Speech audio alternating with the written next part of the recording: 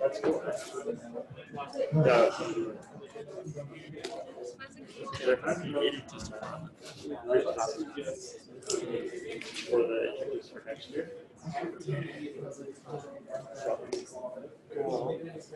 Last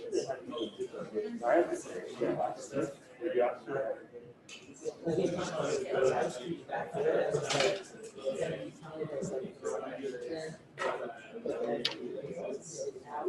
they had almost everyone was. Good afternoon, everyone. Let's go ahead and get started. I'd like to begin with prayer. Is there a volunteer? Please. Our Father in heaven, we thank you for this day. We thank you for thy Son, Jesus Christ. We thank you for the gospel. We're grateful, Father, for the chance we have to learn more about biochemistry and be able to learn more about how thou operates in this world. We pray that thy Spirit will be with us and be with Dr. Graves, that we'll be able to learn and apply the things that we're learning. And we say this in the name of thy Son, Jesus Christ. Amen. Amen. Thank you.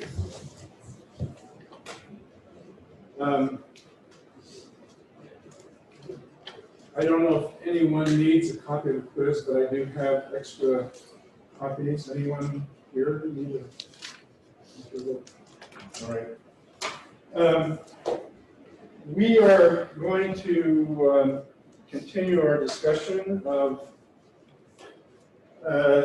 different ways in which glucose is utilized.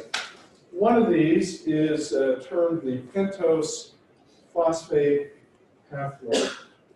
So just as a preface, it turns out that glucose can have more than one use in the body. So clearly it is a source of energy, and by that, typically we're talking about the conversion of glucose to pyruvate. Pyruvate is processed further and results in the production of ATP, primarily in the mitochondrial matrix. So that is perhaps the primary use of glucose. However, we also can use glucose to generate glycogen. And we will talk about that probably next time, but probably won't get to it today. Additionally, glucose can be converted into ribose and other 5-carbon sugars, but ribose is by far and away the most important of these, as it is a constituent in RNA, DNA, coenzyme A, ATP, and so on and so forth. So we're going to talk about that pathway, the pentose phosphate pathway, that leads to the production. We'll do this very briefly. I will touch on the steps that are involved, but I'm asking you to just remember the general overall reaction, net reaction for the pentose phosphate pathway. Then we will begin talking about the regulation of glycolysis. This is an extraordinarily busy set of steps or regulation of steps that are important in the glycolysis pathway. We'll talk more about that. Okay, so that's where we're headed today. I'm going to use slides for much of the day.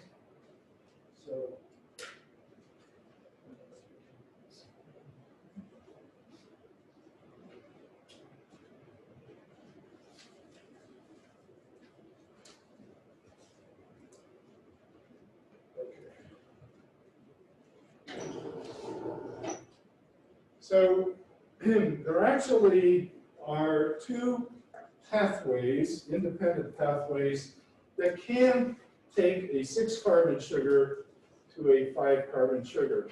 One of these is termed the oxidative pathway, and it is the one that you need to know about.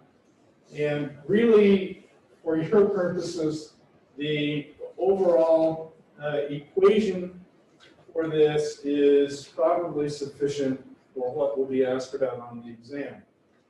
There is a non-oxidative pathway, and this seems to be, from what I can read, used or is thought to be used primarily from converting 5-carbon sugars back to 6-carbon sugars during times of need. I don't know how extensive this is, but it is not typically used to go from 6-carbon to 5-carbon sugars.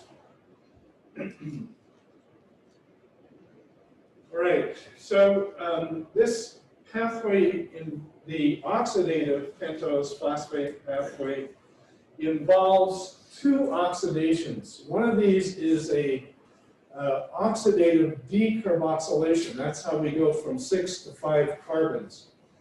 The product of both of these oxidation steps is a molecule that we have previously not discussed. This is NADPH. So it's very analogous to NAD plus NADH, which we talked about in the context of redox reactions.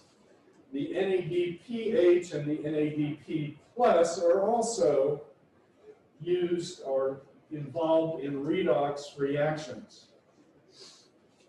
However, those enzymes, those processes that use NADH cannot use NADPH, and conversely, those reactions that involve or need NADPH cannot utilize NADH to satisfy that need.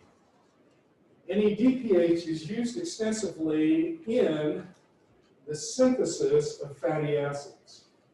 So we will we may get to talk about that very briefly at the very end of the semester. We'll see how our time goes, but that is one reason for the production of NADPH. And so this pathway contributes these high energy molecules that can be used for fatty acid synthesis. Okay, let's just look briefly at this series of reactions. So we start with glucose 6-phosphate. So the hexokinase step is still utilized. This pentose phosphate pathway is present in the cytosol, and so as needed, the glucose 6-phosphate will, especially if it is allowed to build up somewhat, will be utilized for other purposes. One of the purposes is glycogen synthesis, but also it is the starting material for the pentose phosphate pathway. In the first step, there is an oxidation, and we take that hemiacetal, and we convert it into a lactone. A lactone is a cyclic ester.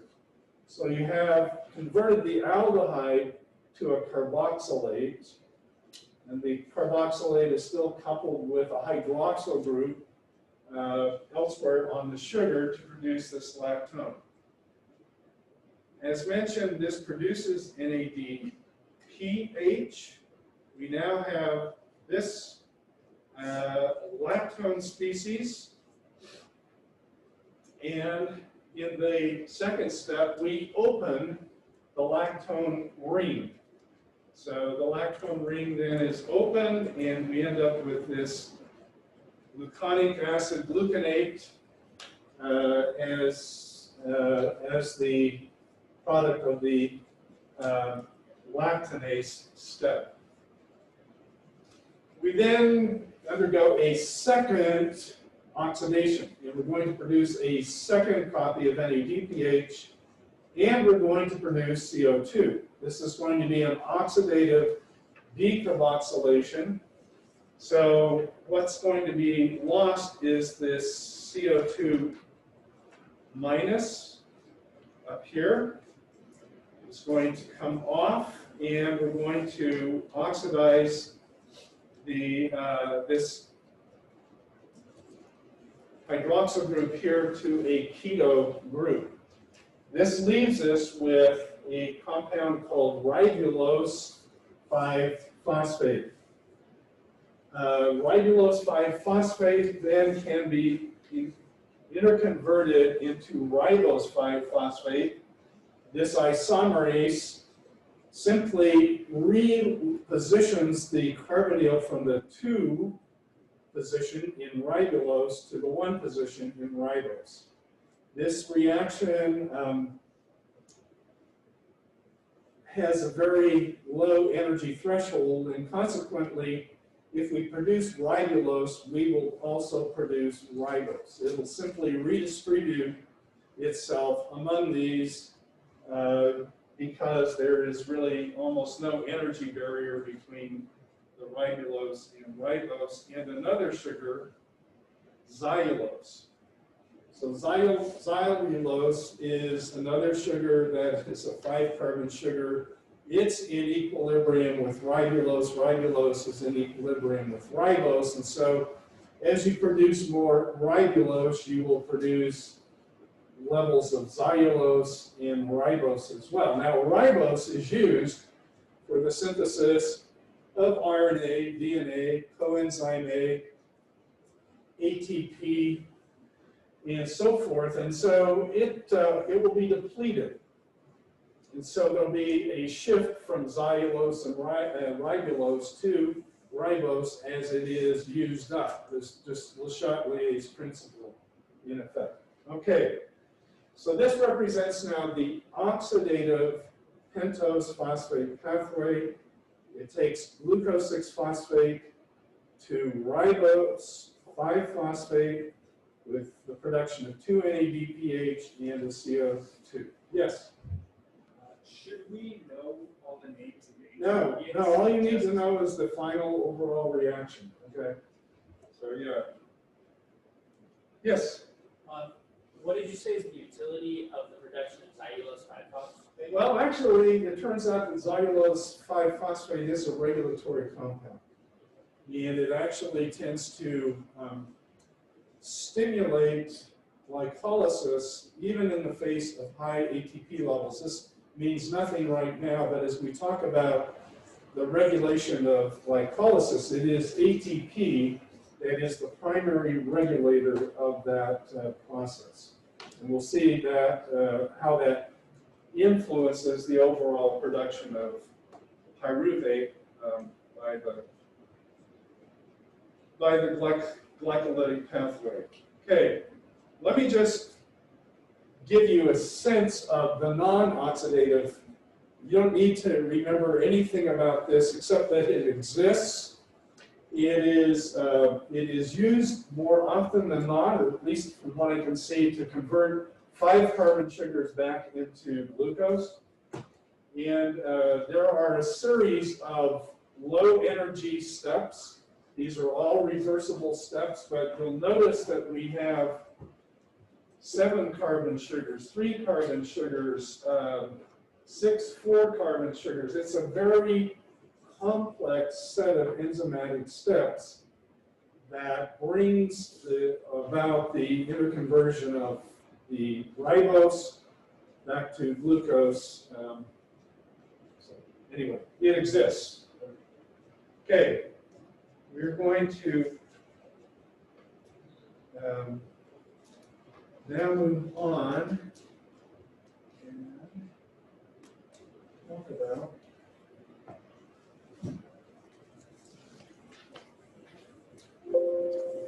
okay, again, I apologize for using so many slides, but some of this is, I'll try to do one of these on the board, but it would take forever to try to draw out all of these steps. So the concept here is that the body considers glucose to be a relatively important and scarce resource. Now, if you eat, in our society, we have abundant food and we have often substantial carbohydrate intake as part of snacks, meals, and so forth. So it doesn't seem like a scarce commodity, but for most of the world throughout most of history, we lived primarily in a near starvation state. And so as hunters and gatherers, if we weren't particularly accurate with our aim, with our spear or bow, we went hungry. If our crops failed because of inadequate rain and not having irrigation back in the day, again, we lived in a state that was precarious. And so the body has come to utilize glucose carefully. And it can be used, as mentioned, in multiple ways.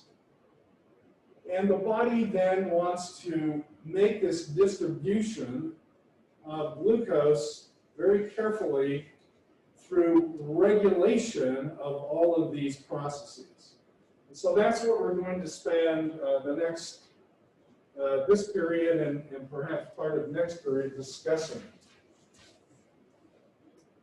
Let me also set the stage. It turns out that for glycolysis, most of the regulation happens at the cellular level. In other words, the rate of glycolysis is going to be a response to the cell condition, and primarily the levels of ATP or ADP, AMP, which are breakdown products of ATP. Conversely, glycogen is going to be primarily under hormonal regulation. So it's going to be regulated by more global regulation, hormonal regulation. The primary hormone for carbohydrate adequacy is going to be, any guesses?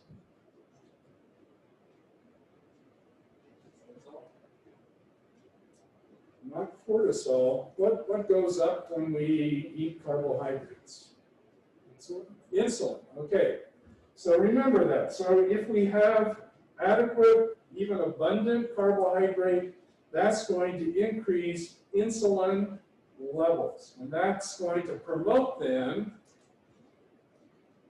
the synthesis of glycogen. Conversely, when we are hypoglycemic or as our blood sugar begins to fall, we're going to use glycogen. We're going to liberate glucose from glycogen, and this is going to be primarily under the control of glucagon. So glucagon is sort of the, and to a lesser degree, epinephrine. So these two additional hormones work in the opposite direction. They promote the breakdown of glycogen with the mobilization of glucose in an individual. Okay.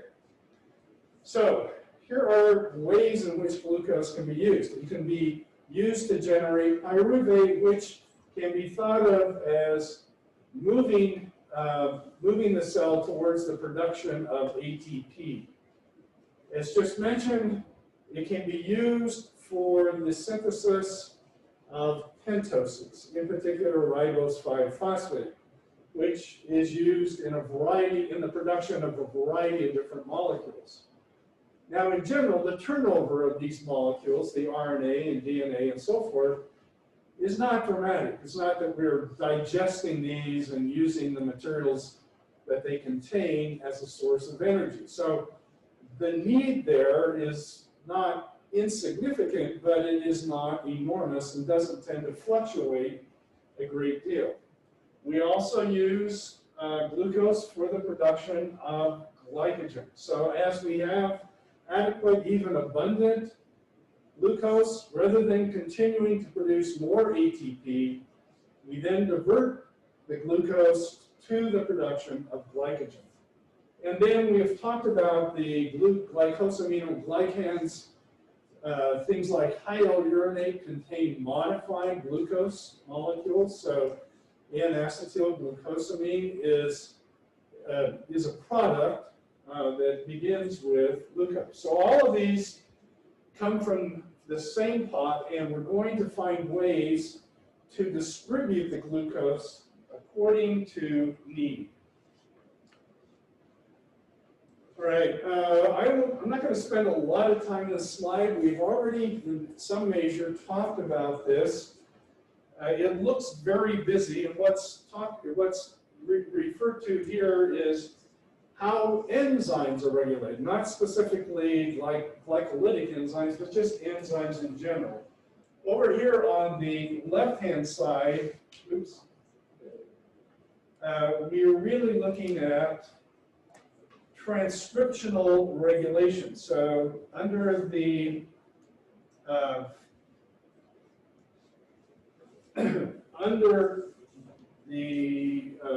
under the regulation of hormones binding to cell surface receptors, transcription factors are activated, made available that will increase levels of various enzymes. So just how much of an enzyme is a regulated, that you have, in many instances, is a regulated process. Once you have the enzyme, we had already talked about some processes. So we talked about allosteric factors. So let me remind you, allosteric factors have their own specialized binding site on the enzyme protein. So you have the active site where the substrate binds, but you also have these allosteric sites. Not every enzyme has an allosteric site, but we're going to see that there are critical enzymes in glycolysis that do undergo allosteric regulation. We'll talk in more detail as we see those. We had talked about covalent modification, and in particular phosphorylation and dephosphorylation as a way of regulating enzymes, and that is what is shown here.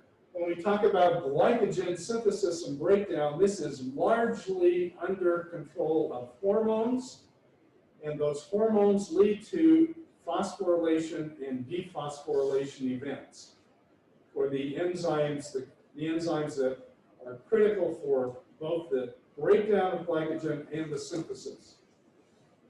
We will see that some enzymes are held in an inactive state by regulatory proteins, binding proteins, that in effect sort of cover the active site of the enzyme, preventing it from acting on substrate. We will also see in just a minute that sometimes enzymes are placed away from substrate. They're actually closeted, held in other compartments within the cell until they're needed, then they're brought out and they begin to carry out their activity. And another one that we haven't really talked about but can be important is the lifetime of the enzyme. So not only the rate of synthesis, but also the rate of breakdown of certain enzymes is an important way of their being regulated. Okay.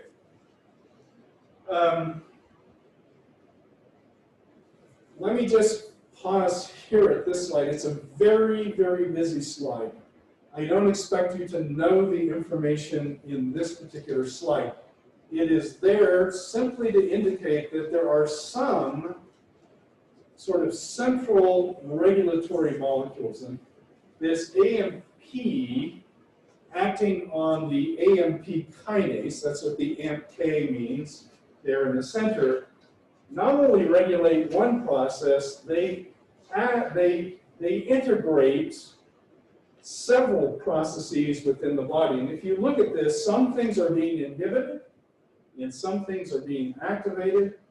AMP, as you think about it, is going to be a reflection of reduced energy within a cell. Okay? High energy is reflected by high levels of ATP.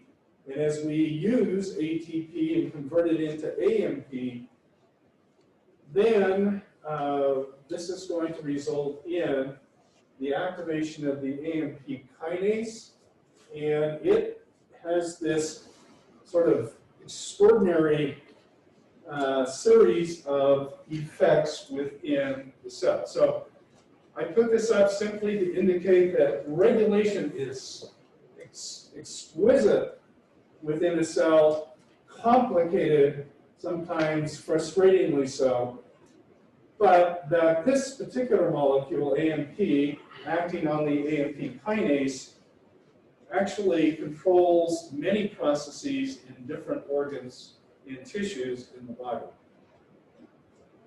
Okay, and this is sort of the final kind of introductory slide before we actually talk about specific ways of regulating things. One of the things that we need to keep in mind is that we have processes that do opposing things. So we have glucose breakdown with glycolysis. We talked about glucose synthesis as part of gluconeogenesis. We have glycogen breakdown and we have glycogen synthesis. The body works in such a way that opposing processes are never activated, both activated at the same time.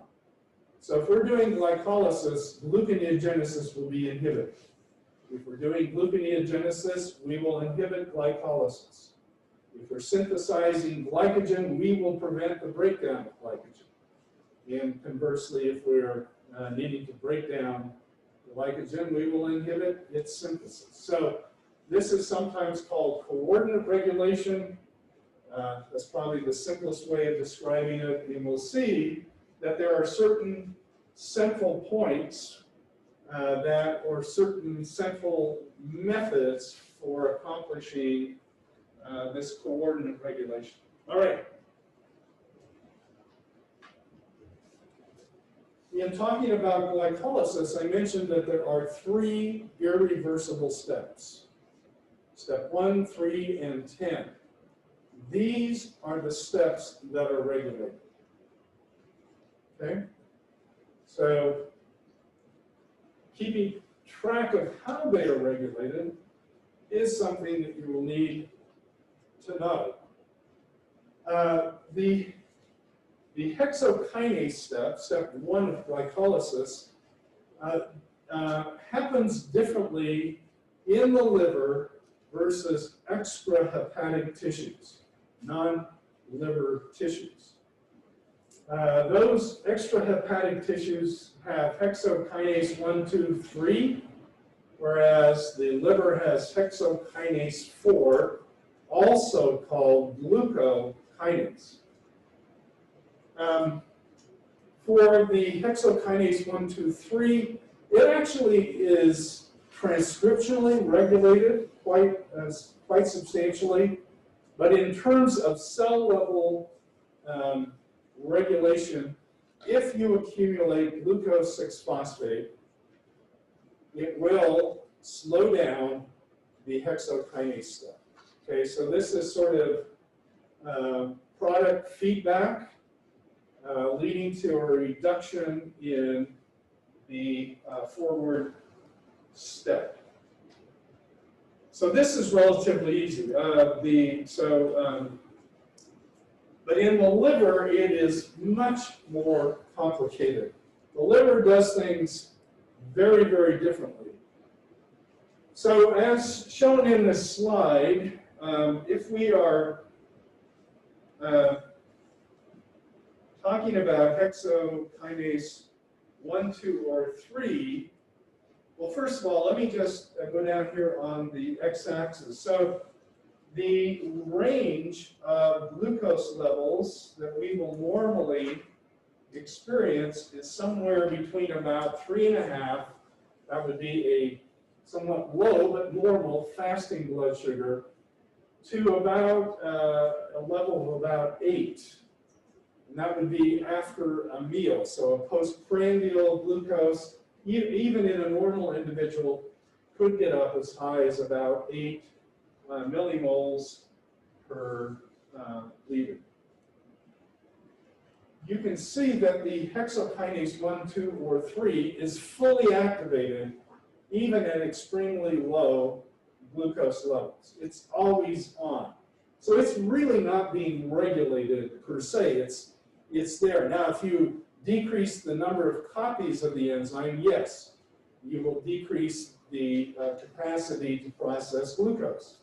If you increase the number of copies of the enzyme, then more can be processed. But look at what's happening in the liver. We go from a very, very low level of activity up to almost something that's close, well, maybe 3/4 of the way to the maximal activity of the glucokinase, hexokinase 4. What does that mean? Well, what it's saying is that we have these ambient changes in glucose concentration in our system. And those are going to actually determine the rate of glycolysis to a large degree inside the liver, at least the first step of glycolysis. So if you have a very low level of glucose, then it doesn't make sense to break down the glucose. So if you have a fasting glucose level, your hexokinase 4 will be largely inactive. On the other hand, if we get a meal and our glucose levels go up inside the cell, then it makes sense to process those on to glucose 6-phosphate, perhaps all the way to pyruvate. Okay, it gets even more complicated. So this is a very busy slide, so let me walk you through it.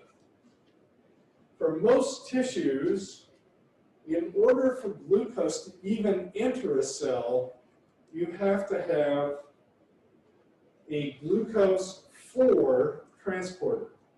The glucose 4 transporter is largely regulated, but not completely regulated, largely regulated by insulin.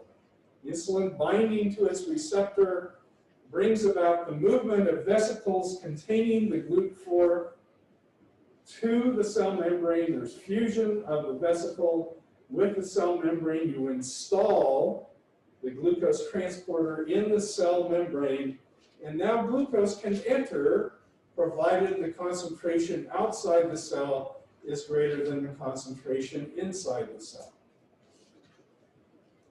But in the liver, it is different. In the liver, in hepatic cells, there is a GLUT2 transporter. It is permanently present. It doesn't require insulin for its installation. The pancreas also, at least the beta cells in the pancreas, also have a GLUT2 transporter.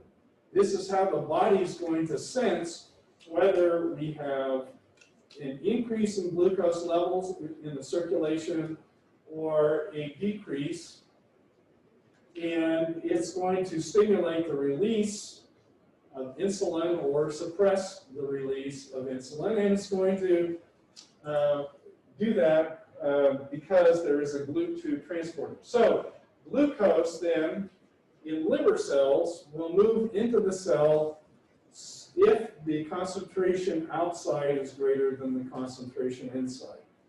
So after a meal, after taking in carbohydrate, our glucose levels within the cell are going to go up. So this is going to go up here. We're going to see an increase in glucose. And this is going to cause the release of a regulatory protein from hexokinase 4. Hexokinase 4 is going to be actually housed in the nucleus, away from the substrates that would be present in the cytosol. So it is, in effect, unable to participate in glycolysis, not because it's not active, although if the glucose levels are low, it's not going to be very active, but it's not going to participate simply because it's not in the right place. But as glucose levels go up, it leads to the dissociation of this binding protein, which then allows the hexokinase 4 to enter the cytosol and begin the glycolysis process. So that's what this green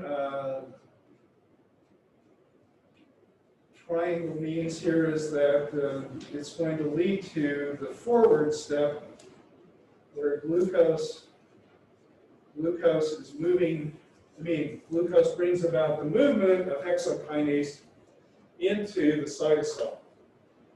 Conversely, if we build up glucose 6-phosphate, fructose 6-phosphate, remember they are interconverted easily by the hexophosphate isomerase reaction, step 2 in glycolysis.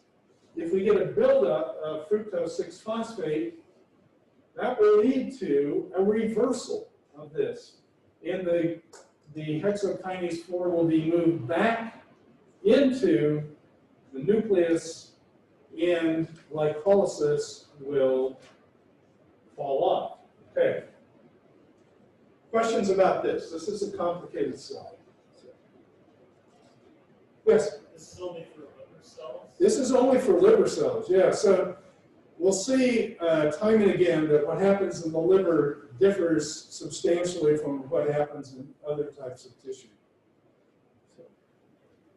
So, I have a question. yeah. Is this the reason that hexokinase is less active at low glucose concentrations, or if you isolated hexokinase from the cell, would it still be less active at low glucose? It would still be less active.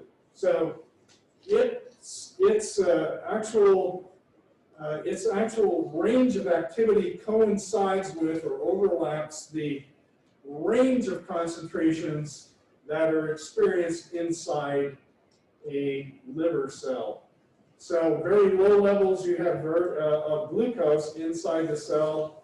Even if the hexokinase 4 is present, there would be very little conversion of glucose to glucose 6-phosphate.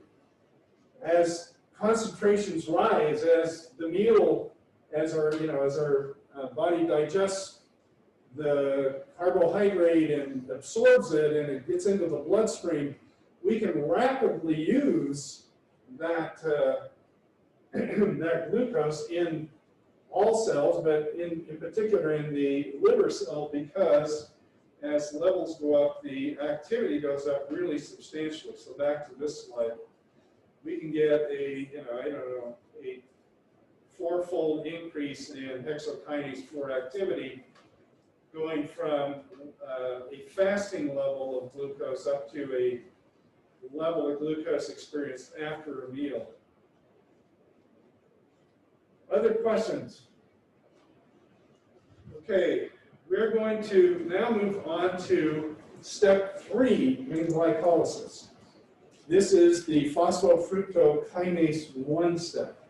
This, as I mentioned, is the first committed step of glycolysis. What that means is that after passing through this step, everything ends up as pyruvate. So there's no turning back. Up until this point, the glucose can be used for glycogen synthesis, ribose synthesis, but after we move through this step, we are committed to the formation of pyruvate.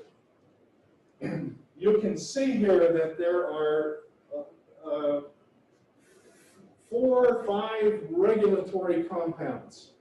These are allosteric regulators. So the ATP, AMP, ADP, citrate, and fructose 2,6-bisphosphate, not 1,6-bisphosphate, but fructose 2,6-bisphosphate, all regulate the enzymatic activity allosterically. What that means is there are binding sites for each of these compounds on the protein, specific to them. with just the right binding affinity so that as they move from higher cellular levels to lower cellular levels, or lower cellular levels to higher cellular levels, they will bind to these sites and they will affect activity. ATP is going to turn down glycolysis. Okay, so think about this. If I'm using glucose and I've produced an adequate amount of ATP, it does not make a lot of sense to continue to generate ATP. Rather, let's use the glucose for glycogen synthesis, ribosynthesis, or other processes within the cell. So ATP then is perhaps the primary regulator of glycolysis. When its levels get high, it turns off, turns down the glycolysis pathway. Conversely, if I've used ATP and it's resulted in higher levels of ADP and onto AMP, then I am going to actually activate glycolysis. I have a low energy status within my cell, and now it makes perfect sense to convert my glucose into products that will result in more ATP production. Citrate is a product of the citric acid cycle. If we do not have an active citric acid cycle, if we have a problem in utilization of citrate through further steps and have a buildup, it makes no sense to keep producing more pyruvate. Pyruvate is converted into citrate ultimately. So if we have high levels of citrate, we will inhibit glycolysis. And then there is this molecule, fructose 2,6-bisphosphate, which stimulates glycolysis, but it also inhibits gluconeogenesis. So this one molecule is a coordinate regulator of both glycolysis and gluconeogenesis.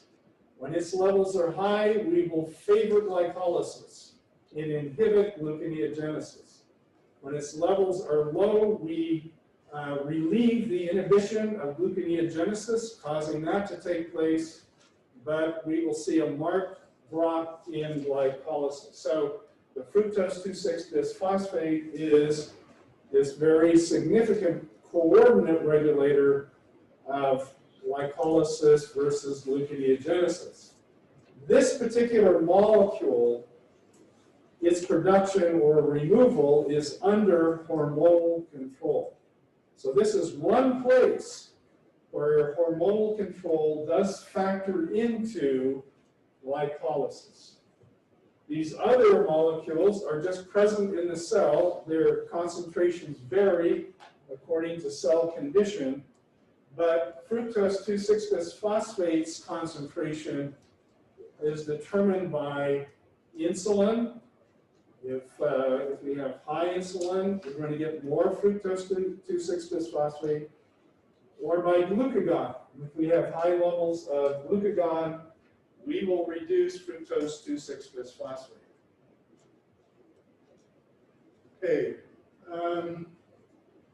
let me just point out a couple things here. So this is trying to communicate this idea that these regulatory compounds have their own separate, distinct, and specific binding sites on these molecules. This is the PFK1 step. It is a dimer of dimers. So we have 4 copies of protein. You can see, maybe you can't, but let me point out the catalytic site. So this here is the catalytic site. This is one catalytic site. This is a second catalytic site. What does that mean? Remember, the actual reaction catalyzed by the PFK1 is to combine fructose 6-phosphate with ATP to to produce fructose 1,6-bisphosphate. So these are the sites where ATP will bind to the enzyme, and fructose 6-phosphate will bind to the enzyme. They'll be brought together. There'll be a transfer of a phosphate with the production of fructose 1,6-bisphosphate. But here, in separate locations, we have these ATP binding sites that are allosteric sites. So these, if we have the right concentration of ATP, that is a fairly high concentration of ATP, we will place an ATP molecule on the allosteric site, bringing about inhibition of PFK1. Now, the binding affinity at the catalytic site for ATP is much higher. So we will continue to carry out the production of fructose 1,6-bisphosphate, but as the ATP gets sufficiently high, then we'll begin to populate these allosteric sites, which have a lower binding affinity for ATP, and that will turn off this enzyme. Someone had a hand up. Question? All right. So that's seen as follows. So here's on the x-axis, we have fructose 6-phosphate concentration. That's the substrate for PFK1, or one of them. And then we look at what's happening in the presence of high ATP versus low ATP. And you can see that there is, let's just say that this is the fructose 6-phosphate concentration. If we have low ATP, we are going to get substantial PFK1 activity. That is, we are going to move more material to form pyruvate onto the production of ATP. Whereas if we have high ATP, we're going to curtail the use of glucose into this part of glycolysis and use it for other purposes. All right. This slide shows largely the same thing. It shows the other locations of the fructose 2,6-bisphosphate. That's the allosteric regulator. It also shows the location of citrate. What you can see here on the right two things are the mammalian things. We've simply rotated the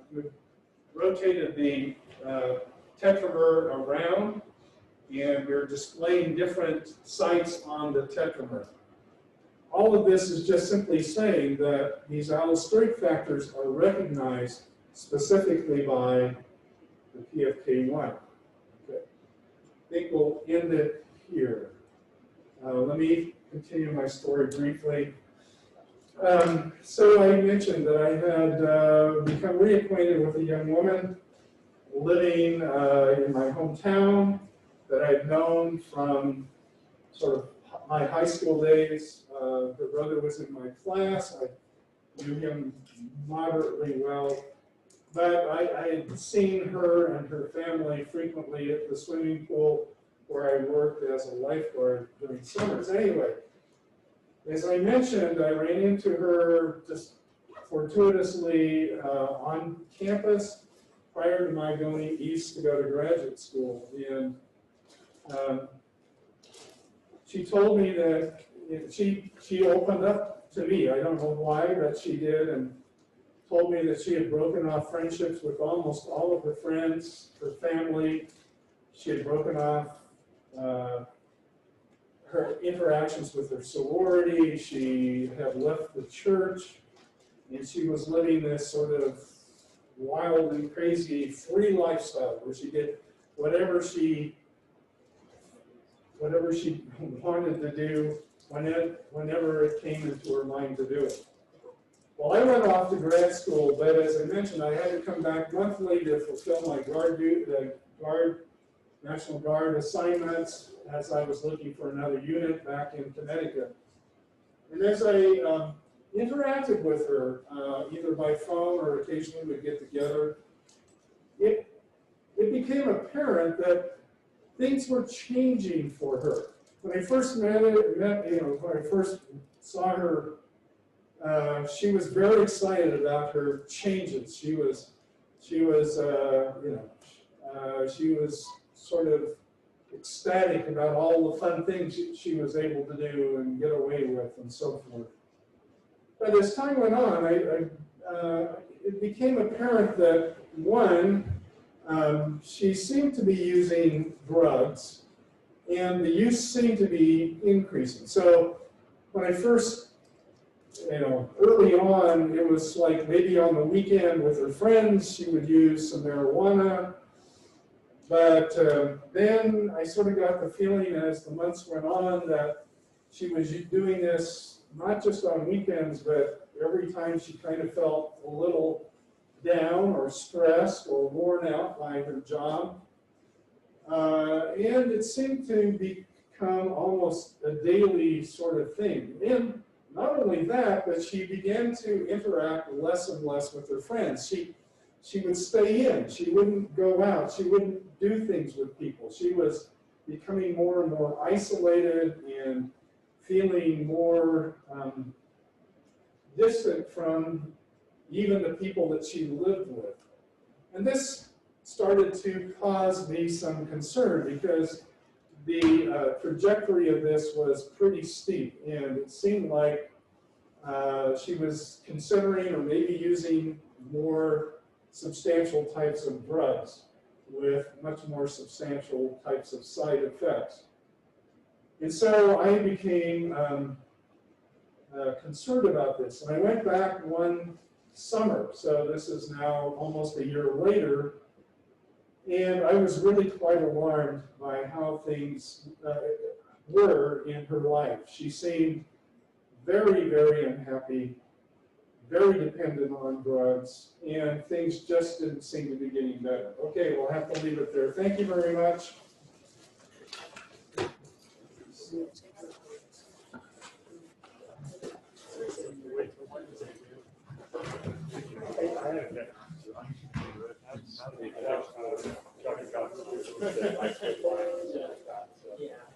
Are you applying this next cycle? When you heard, how did you hear about the meeting?